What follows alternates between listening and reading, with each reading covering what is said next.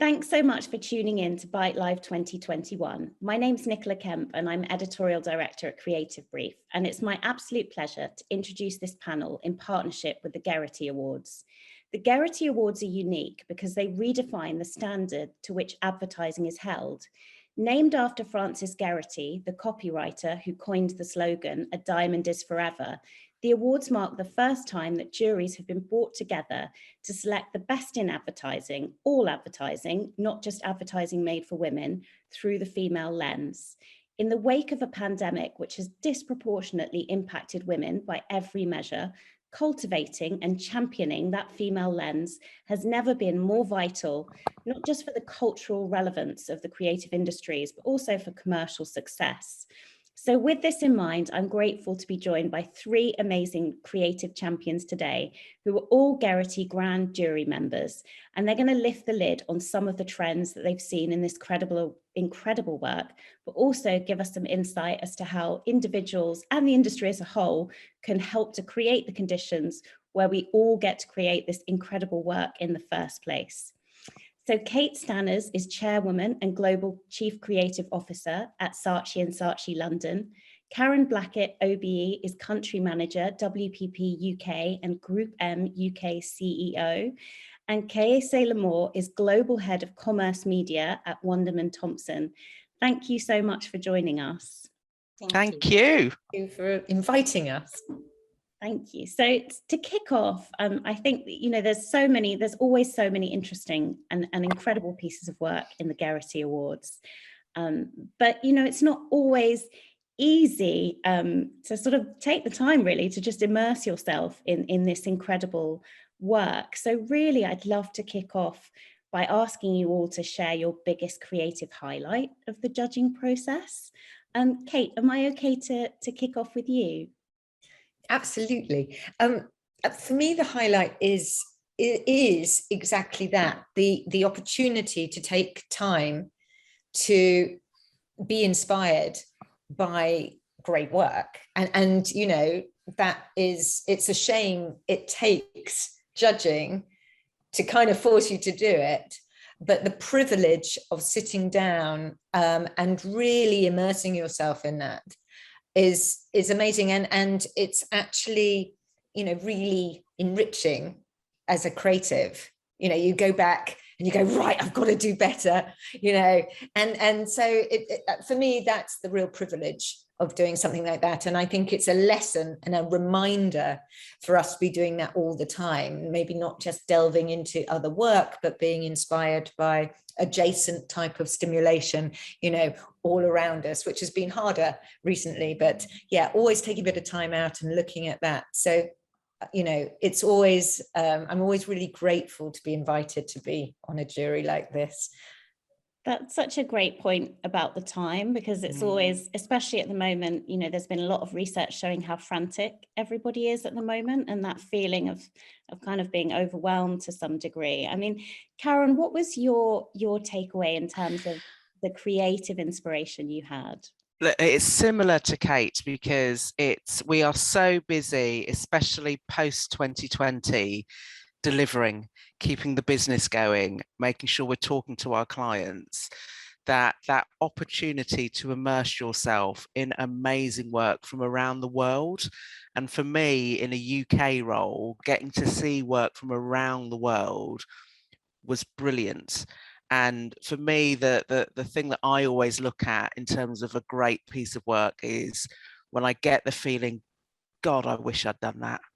God, I wish I'd been part of that. For me, that's a brilliant test in terms of something that's really got me thinking and really inspired. And I saw a lot of that whilst going through the judging process. A lot of, God, I wish I'd thought of that.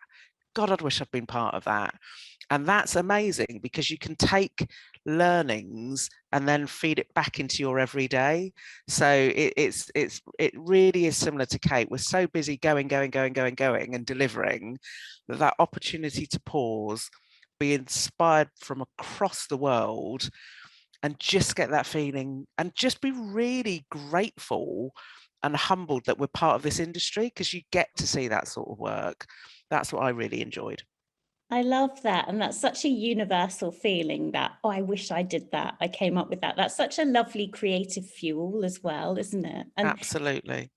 Gerety, I'd love to bring you in here. What was the experience like for you? What did you take away from a creative perspective? I mean, Karen and Kate have said it all, and they've said a very important keyword, which is inspiration. And for me, same, the biggest highlight was to be reminded of what creativity really is about. And I think, in the context of the global pandemic, we can't forget that. And creativity really is about inspiration. And also being reminded that creativity isn't necessarily about, the biggest idea with the biggest budget and the biggest teams to execute, right? It's about work that inspires and stirs something in us, whatever that something may be, joy or activism or compassion or nostalgia, anger. And a lot of the work that we saw this year did just that, and many as well, leading to really positive media or business outcomes, and some even societal change. So for me, that really was the highlight. It's really interesting to hear, and I love that you bring it to the emotions as well, because there's been a lot of conversations at the moment as to how the way that we're working remotely has made the industry quite transactional in a way that perhaps it isn't usually. And you also really touched on that real key theme from the awards in terms of the extraordinary impact that creativity can have to affect real change.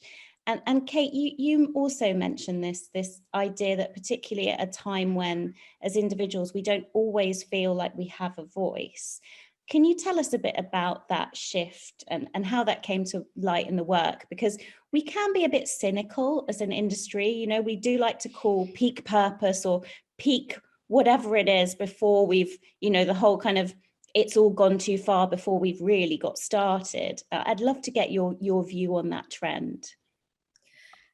Well, I think what was really interesting about some of the work, and actually probably some of the work that rose to the top as well, and I'm never a fan of calling work out that might be Grand Prix versus, because actually I think there is huge, merit in all of the work that we saw. And I think that was what was really interesting for me. And I always, as a creative, like to delve deeper into, when I look at awards, I tend to go to shortlist first, because I think those often are, maybe they're the more polarizing ideas. But actually, a couple of the ones that did get Grand Prix in the end, it showed you, for example, the anthem, the impact something can have.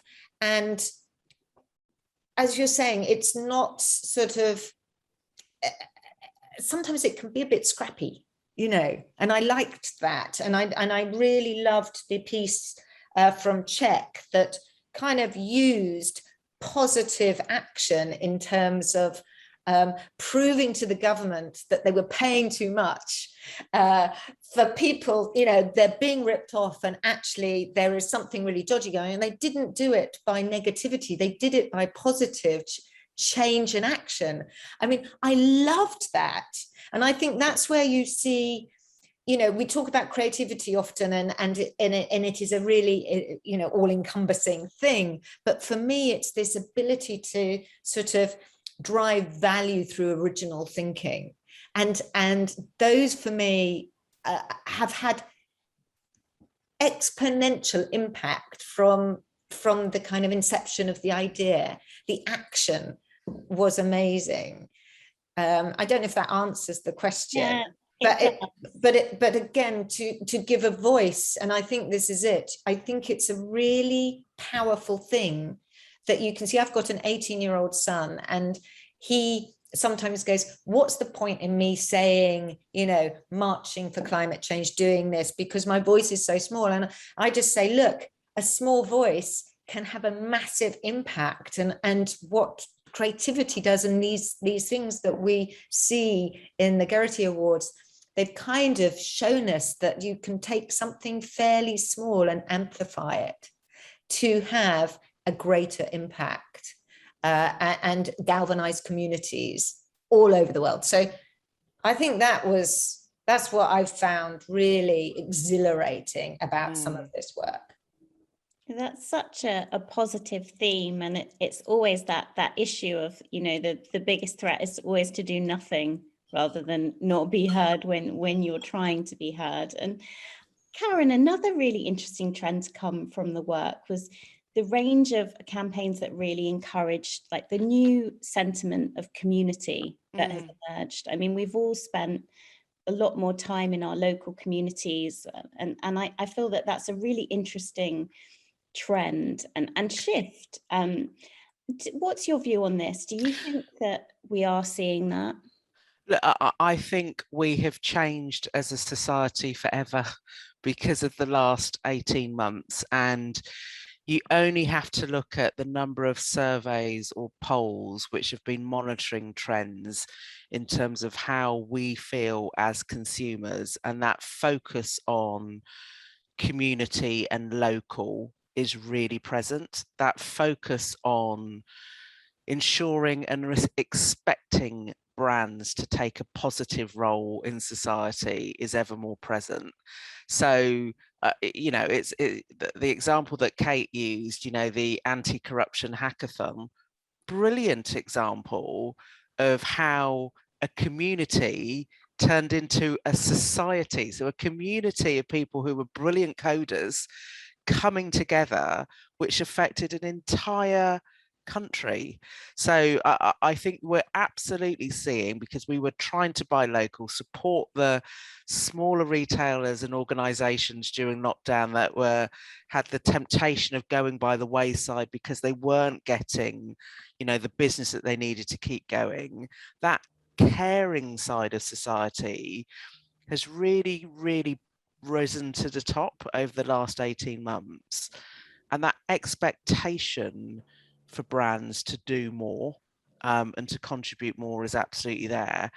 And I don't think, you know, what's brilliant is that we're not seeing this, you know, and to your point, Nicola, about we can be negative as an industry. We're not seeing that profit and purpose are mutually exclusive. One can drive and help the other. It doesn't have to be one or the other. And you definitely saw that in some of the work. You really, really did. You saw in the work the coming together of communities, creating a change in society.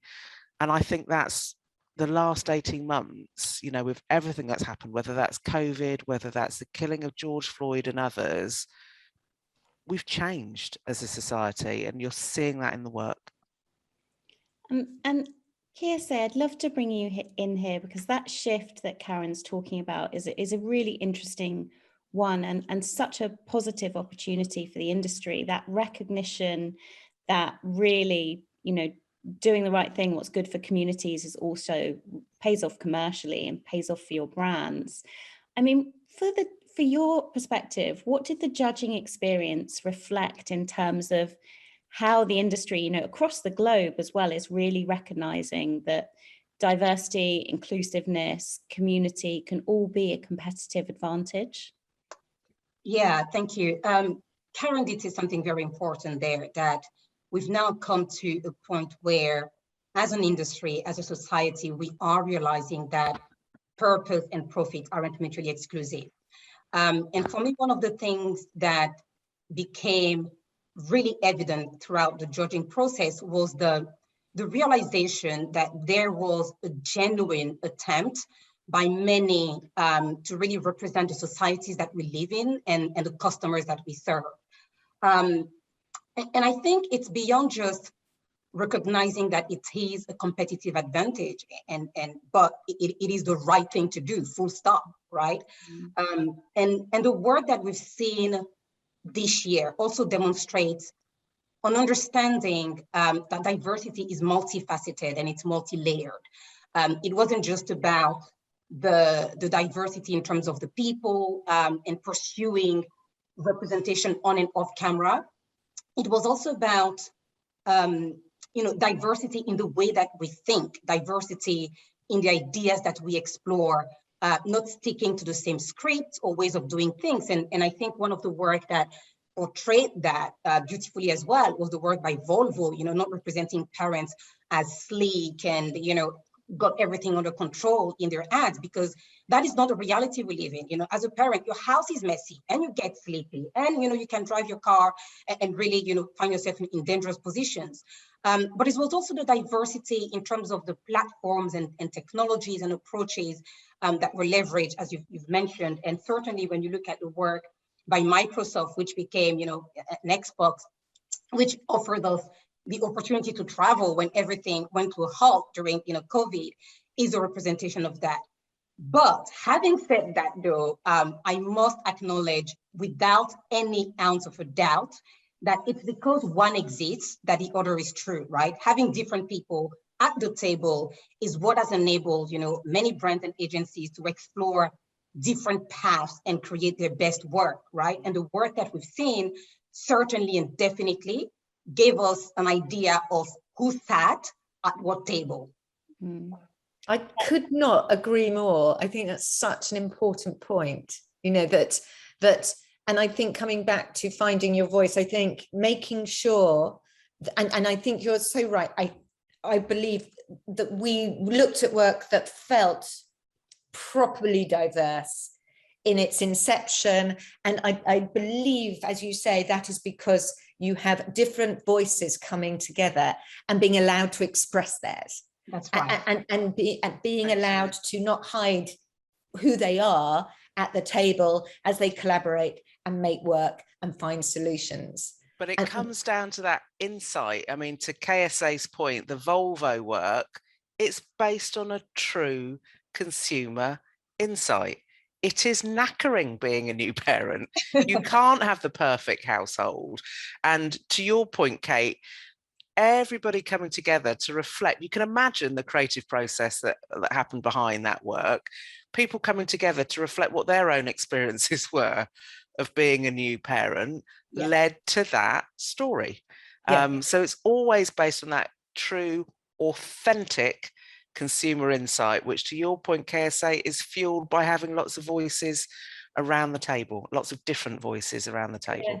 And as an industry, if we don't have that, we will become redundant and not relevant in any way to the audiences we serve. So, it is an imperative that we are very proactive in doing that. And sometimes it's not the easiest thing either, is it? Sometimes, a default, we all have our own bias. So checking ourselves, not going to the usual suspects. Those are things you have to start forcing yourself to behave differently in order to make change happen. And look, time pressure makes it worse, doesn't it? Because that's when you go back to the default. Exactly right. Yeah. And also something that you said, Karen, about, having through authentic understanding of our consumers. And I think something there that happens on, how you get to that point is also not excluding yourself from the group of consumers. Because oftentimes in our industries, right, when we work on briefs, we talk about consumers and customers and audiences, and we exclude ourselves from that. So, and we've created that construct almost like, we are the expert and then there is another world going out there, but we are consumers ourselves and we are audiences, and tapping into our own experiences and bringing those experiences to the table is important. And that's such an interesting perspective as well, in terms of how it's always got to be an ongoing work in progress, constant push for that. And that genuine endeavor that you saw within the awards behind the lens as well is really interesting, because one of the things that we've been thinking about is, if creativity is a muscle, then, do you need to exercise that muscle every day? Yes, you probably do. And, you look at the craft, the commitment, the courage and the endeavor in some of these awards. And it's such a great reminder of what brilliant looks like. And brilliant's not always easy to get to. And so, Kate, I'd love to get your view on that, because we often talk about benchmarking a lot in marketing. We benchmark, but actually, on an individual level, that bar raising is perhaps more obtainable. Do you think that these kind of awards help to raise the bar? I think totally. I mean, I have personally always had a love-hate relationship with awards. I think there was a danger at one point where there was a sense that work was done for awards and then work was done for clients, and for me that is utterly pointless.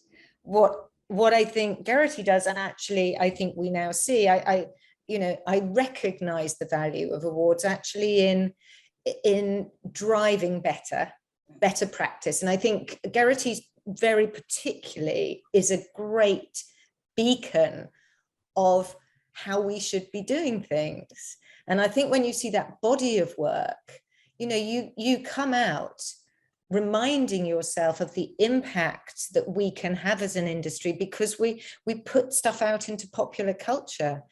And so it is beholden on us to behave properly and reflect positively our society and actions. So for me, Gerety particularly was inspiring for that reason, and one I would encourage anyone I work with to go and look at the work. Because I think it is a very unusual body of work, which is what I love. And you might have seen some of this in other awards, but actually configured in this way, not.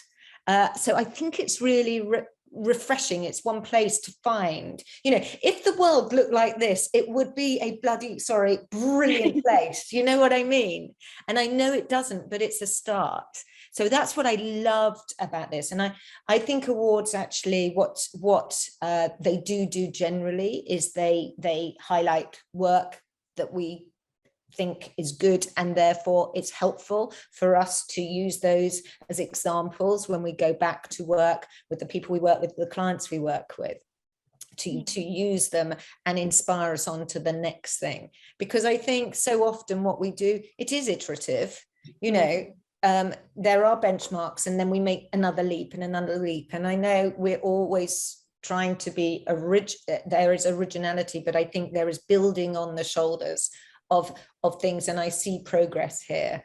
So for me, awards are a great way to, and it's nice to be recognized. If you've made something, it's great, and particularly as young practitioners, for your work to be seen by peers and recognized is a fantastic thing.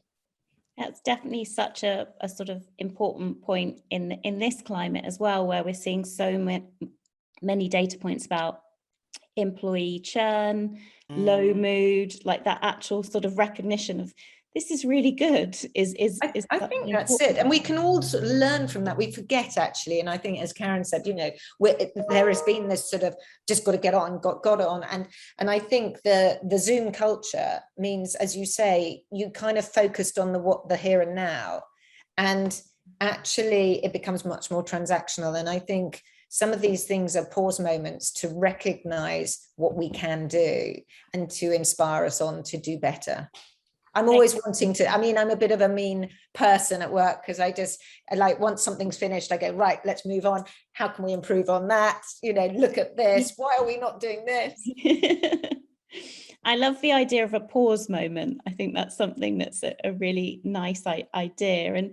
And Karen, I'd love to bring you in here, because you mentioned just how much the world has changed. And one of the really interesting trends in the work has been the power of new platforms, emerging platforms that are huge, that perhaps we haven't utilized as much creatively, like gaming. What's your view coming through this judging process about how platforms can really help drive creativity? I think it goes back to what we talked about in one of the earlier conversations, which is that making a creative process and a piece of content based on authentic consumer insight. Because if it's part of your everyday life, if there's a way that you can then, I always talk about John Steinberg, which, if a story is not about the reader, they will not listen. So if you haven't created something which is about their everyday life, reflecting part of their own story and journey in your brand story, then it won't work very well. And what we're seeing with the use of different platforms is that we're part of people's everyday lives. So I love the Wendy's work that comes from VML1R. I love it because it's part of everyday life. And Wendy's has found a way to absolutely integrate as part of everyday life.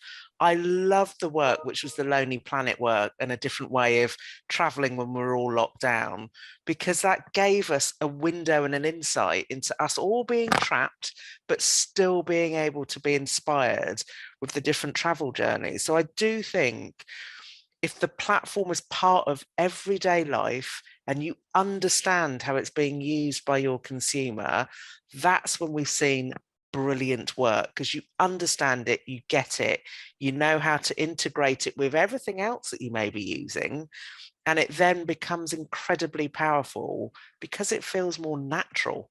So look, we have seen again in the last few months how some platforms can be used for negative. So, you only have to look at, the Euros and everything that happened to our England footballers, and you can see the negative that can happen. But the flip side of that, and back to the earlier point about the community, those same platforms bringing people together to ensure that that negativity is driven out where it should be, and that we come together as a community to support. So it's really understanding how platforms are used and it being authentic back to how our consumers, all of us, interact on an everyday basis. Thank you. I think it's so multifaceted and so many interesting angles there. And the gaming element as well is just phenomenal from a creative perspective.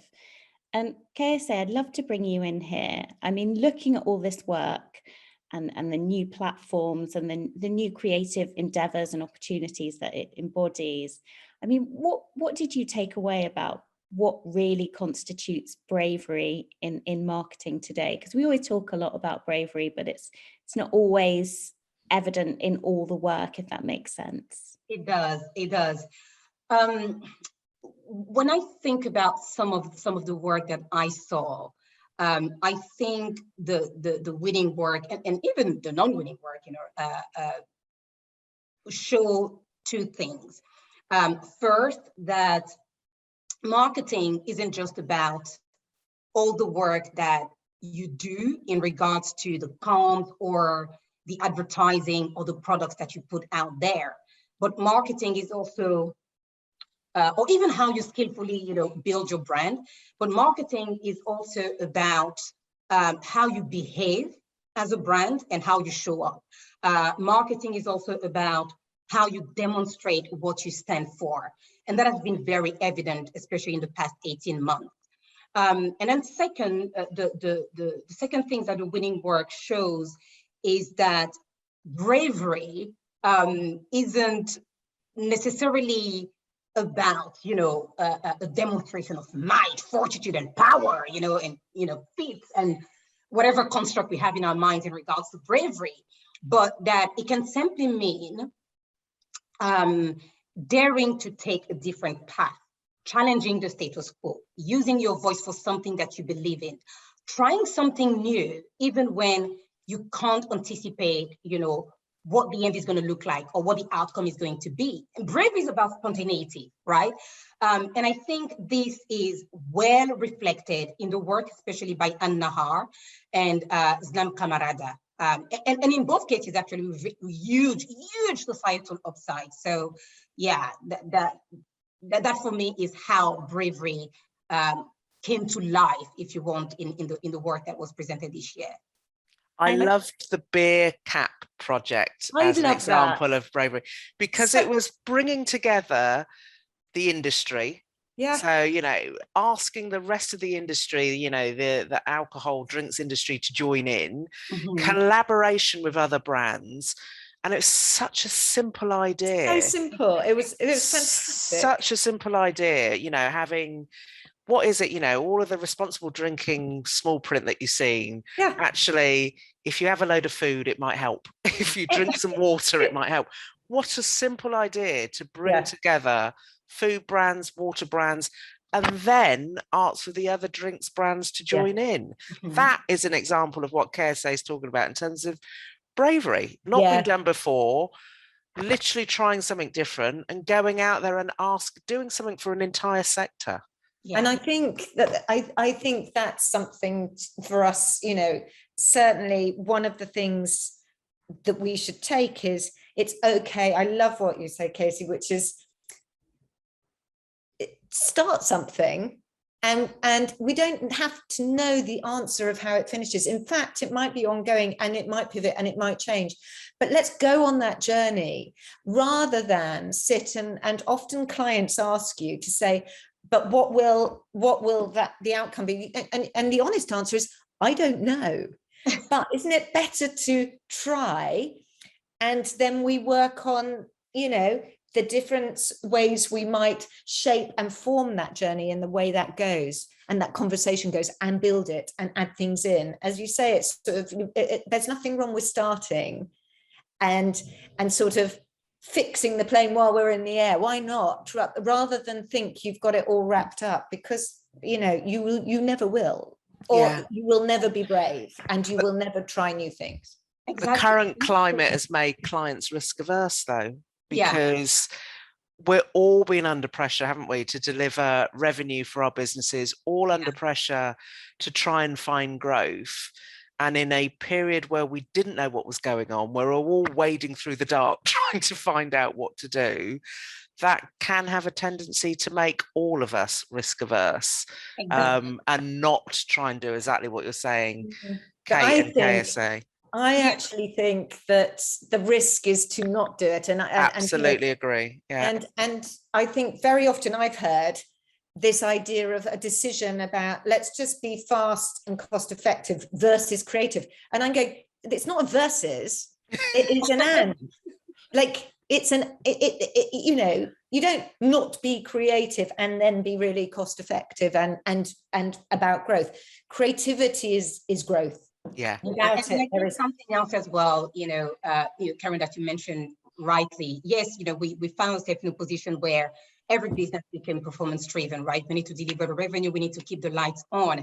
But there's another trend as well that comes and exacerbates that, is the world of, this digital life that we now are in. It's marketing in the digital world where everything needs to be predicted. We need to know everything in advance. Who are the audiences? How are they going to behave?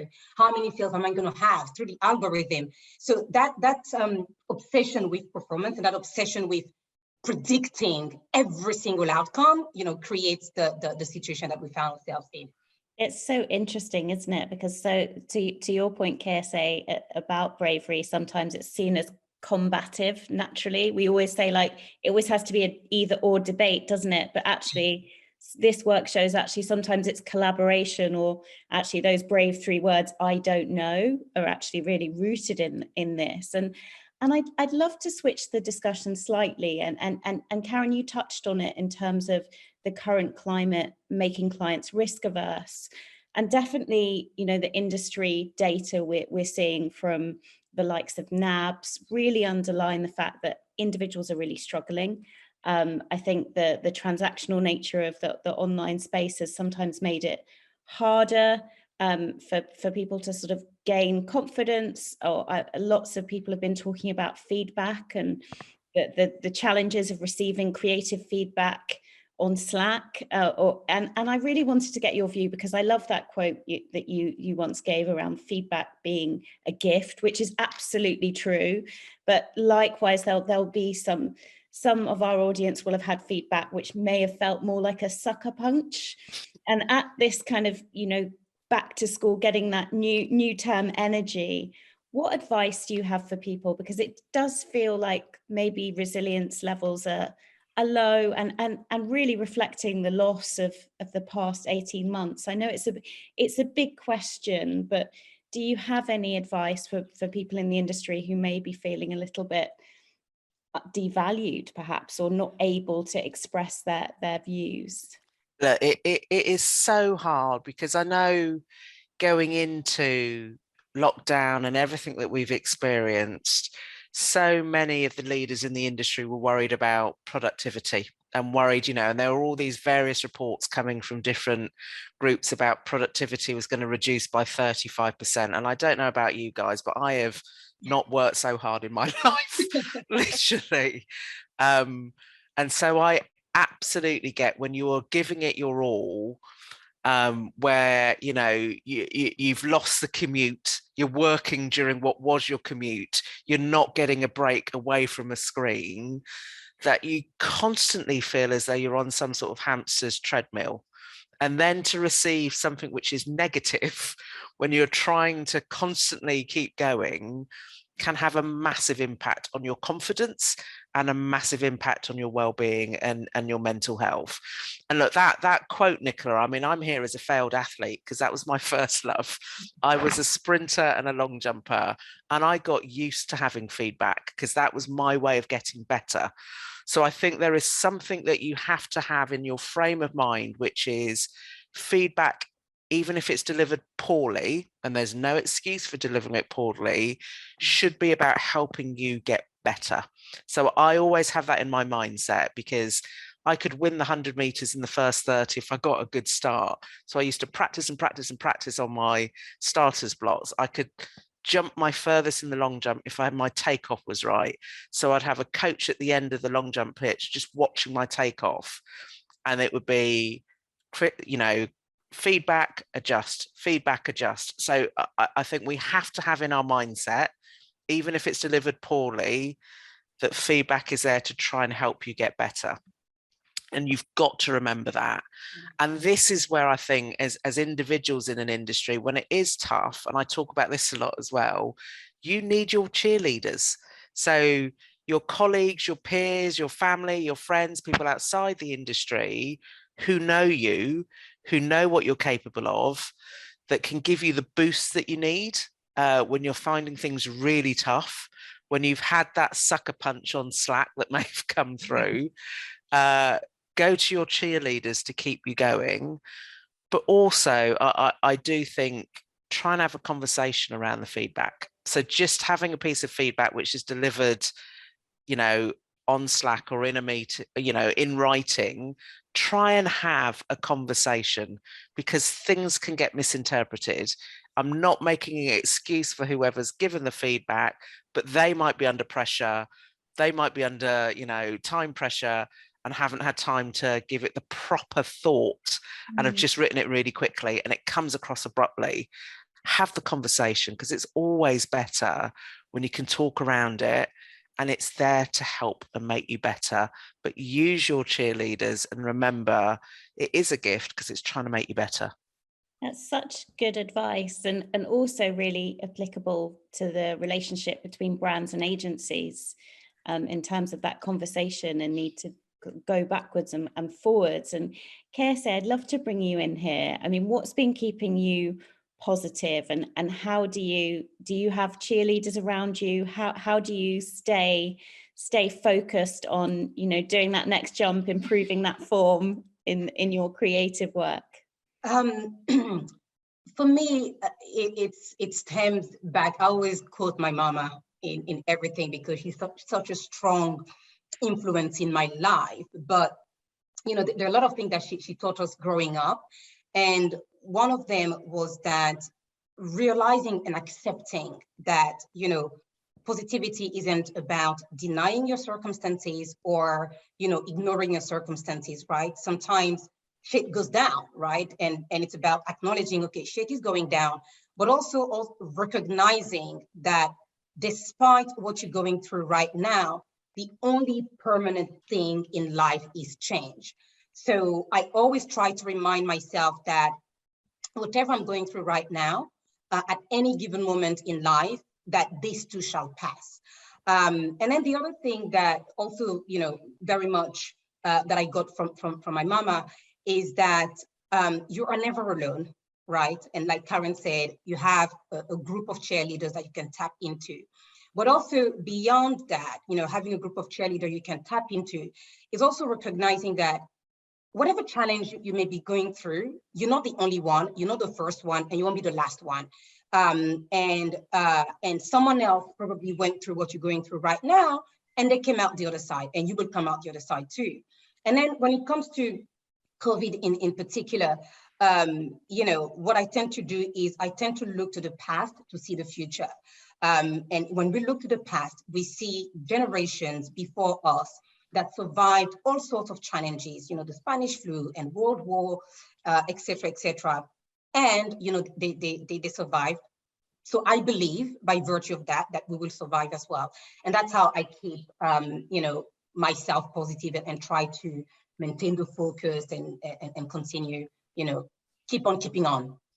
Thank you so much. I love how you bring to life how you stay rooted. And Kate, I'd love to bring you in here as well, just to give the audience a bit of advice. I know resilience can be a bit of an overused word perhaps, but I mean, how do you build resilience creatively? Because looking at all this amazing work, you also think there's probably a lot of other work that we don't see that maybe didn't work or didn't get to where it needed to be. But how do you stay focused on your creative path and your goals?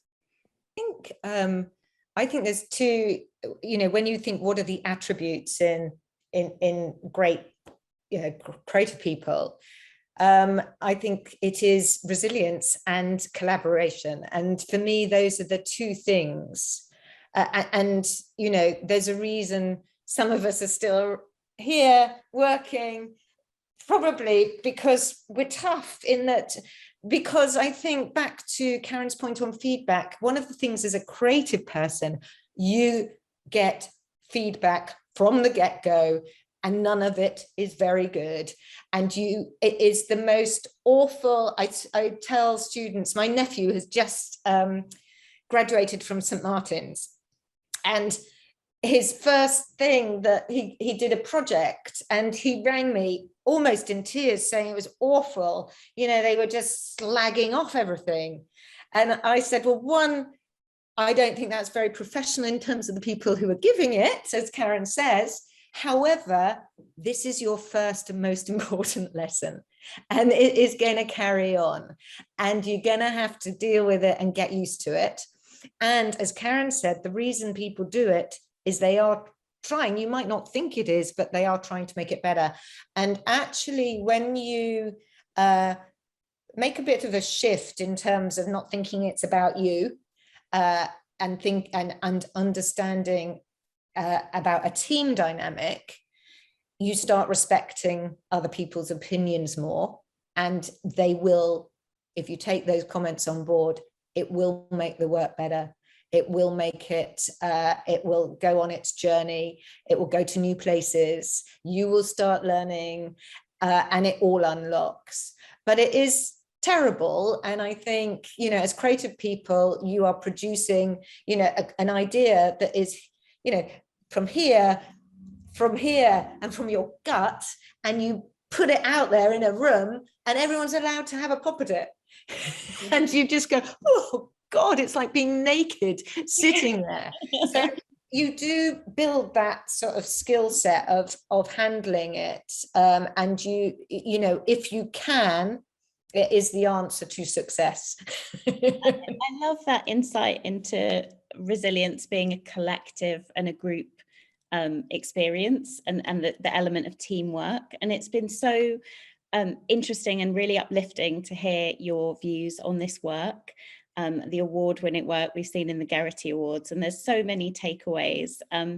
I just would love it if you could leave the audience with just one practical piece of advice, something to take away to supercharge your creative career, and really kind of reboot your creative outlook at a time where it feels like we need inspiration and time more than ever. So Karen, could I kick off with you, please? This is something that a really good friend is June Sarpong. In her book, she talks about check your circle. And I just think that's a brilliant way to think about your creativity. If your circle is full of people like you, same background as you, similar experience of you, that inspiration that we've all experienced from seeing all of the shortlist and winners for the Gerety Awards, you're not going to get. So check your circle, make sure it's broad and diverse in every sense, and that will help with your creativity because you start bouncing things off of people. That's great advice. Thank you. And Kate, what would your advice be? I think, I mean, I love that. And I would say, instead of broadcast mode, being on listen mode is actually one of the hardest things to do. But if you can do it, it is extremely powerful. And be yourself. Don't be afraid to bring yourself into the room, and use your own, whatever it is that is you. Let that out, and it is a very important part of making work. That's such an important point. Thank you very much. And Kersey, what would be your advice for the audience? For me, it's something that I apply to my own life. Is going back to the concept of bravery. And what I will say is that always be cognizant of the fact that if you conform to the norm, all you will do is increase your irrelevance, right? So be comfortable with being different, be comfortable with thinking differently, and be comfortable with looking and moving differently. That's such a wonderful point to end on. Thank you all so much. You've given us so many insights and that universal feeling of, I wish I made that great work. I think you've also given us all some really great advice there around resilience, collaboration, and being comfortable and being yourself and bringing your whole self into the room, which will hopefully power the next generation of Gerety winners. So thanks so much to everyone for tuning in, and thanks so much to the amazing panel. Thank you. Thank you for having me. Thank you.